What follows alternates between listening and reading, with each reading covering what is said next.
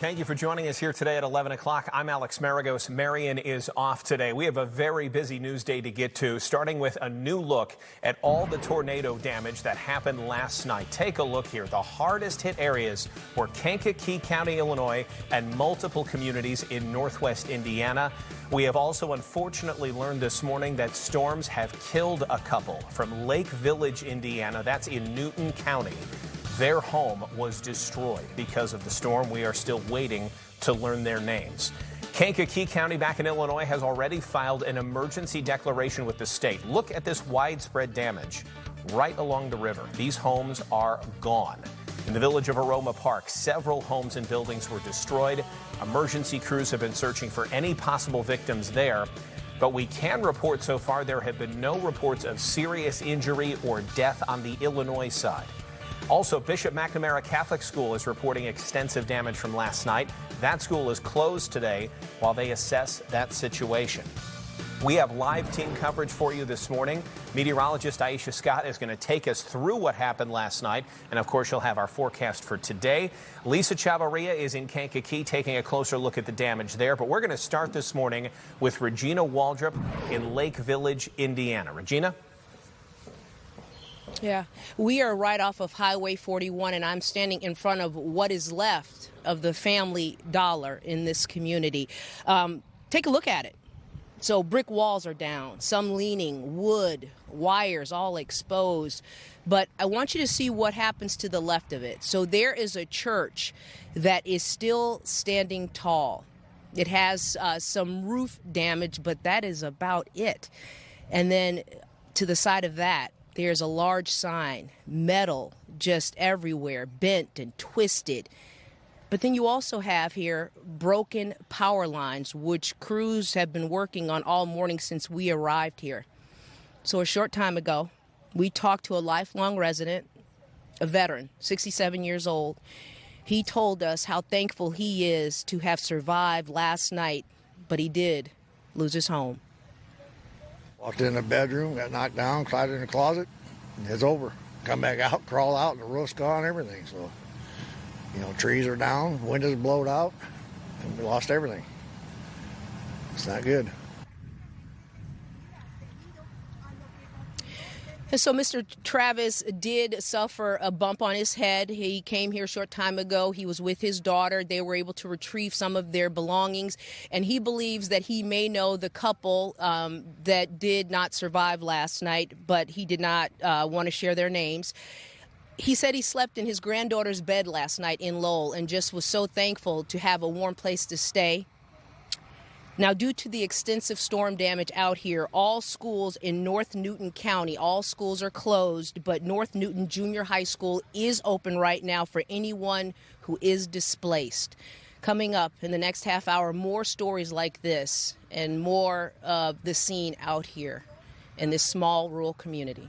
Alex. Regina, thanks. I got to ask you a question. We're very glad that man is okay. Did he have a basement or mention if he had one? He said he found the closet, which managed to save his life. Did he talk about kind of what he was able to do in those moments getting to that place? Yeah, that's how he suffered. Something came down, he said, and fell on top of his head, but he does not have a basement, managed to get in the closet. But Alex, get this, 20 seconds, he says, that storm came and went, and then he was able to crawl out of the closet to see his home was gone. Wow, and then nothing else left, yeah. And he said he lost everything. Regina, that's amazing to hear. Thank you for gathering that information and giving us a look at just how crazy these storms can be, where it destroys one building but leaves another mostly alone. I know that's going to be the case for a large path today. Thanks, Regina. We're going to check in with you in about a half an hour. Let's go over to Lisa Chavarria. She is just west of where Regina is, so where Regina was just now in Lake Village there, right on the border. Of course, we know where Kankakee is, just west of that. Give us a look at the damage there, Lisa.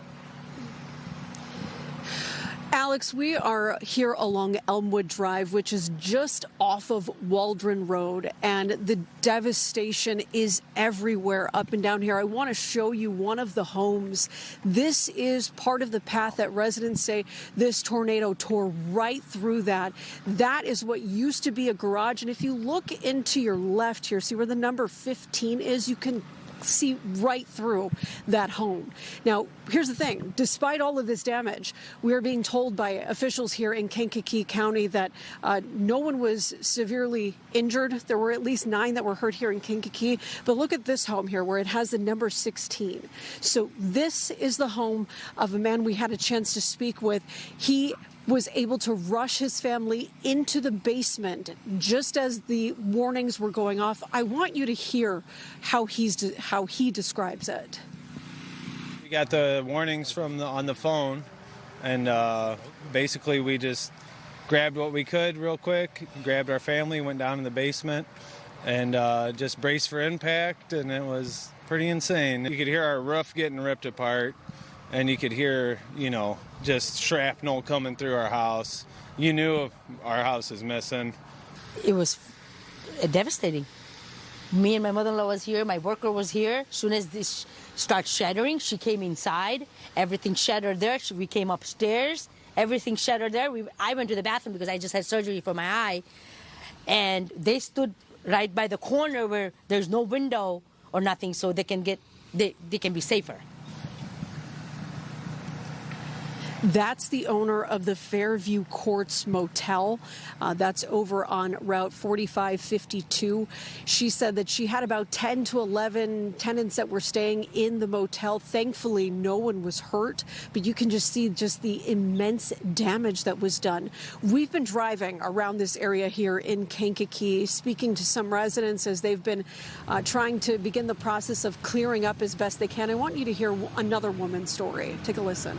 Started out just getting the skies kind of turned green, it got windy, and then the hail, softball-sized hail. It sounded like our house was exploding. It was hitting it so hard, and I was home with my son, 2 dogs. I ran down the hallway. He got thrown by the pressure of one of my doors on the inside, and I just grabbed him and pulled him in the closet. He said he saw a tree fly by, he saw garbage cans fly by. It was the most horrifying experience. It was very, very scary. And everybody says that, everyone that we've talked to said that this was just over in a matter of seconds. Regina mentioned that too, as well, happening out in Indiana. So you can see these are the remnants of these massive trees. This is one portion of a tree, and I just want to give you some perspective as to how big this is. So this is the root just lifted up from the ground here. Look at that, all the way up this way. It's just utter devastation here. Now, despite all of this, Alex, we have to note that no one was killed. No one was seriously injured.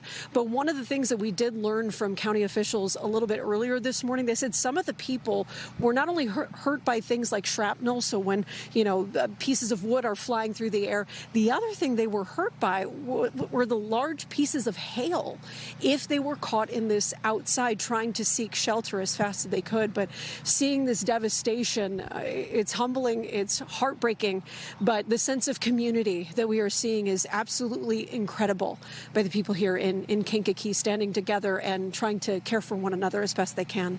Yeah, and we're going to, it's just going to take such a long time to clean up from what they've got. And I think anybody who lives in this area knows these types of trees that have been there for decades sometimes, and just thinking about the force it takes to saw that tree in half and send it flying through the neighborhood. And we're going to talk more about the hail in just a little bit. Lisa, thanks. We're going to check back in with you a little bit later there in Kankakee. And Aisha, you were here late into the night after 11 o'clock doing continuous coverage for hours on end, watching this storm go through, this supercell come through. And you've got to wrap up a little bit of what happened last night. Yeah, and so this one supercell storm believed to produce 4 different tornadoes. So I want to show you here, these are unconfirmed tornadoes from the National Weather Service. Obviously, we've seen the videos and the pictures of the one that likely touched down, or that did touch down south of Kankakee, but it started in Pontiac. So we had a brief touchdown in Pontiac, just south of Kankakee. Lake Village, Indiana, they're believed to be a touchdown there as well.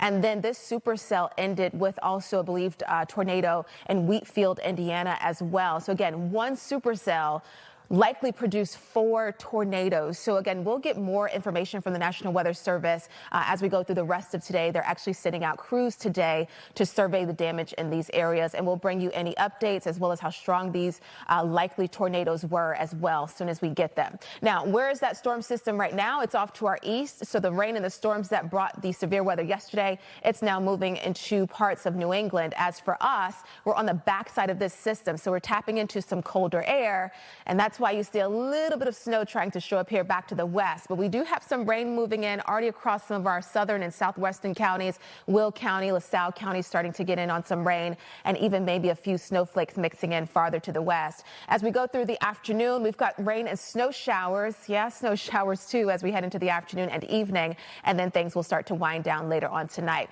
We'll have more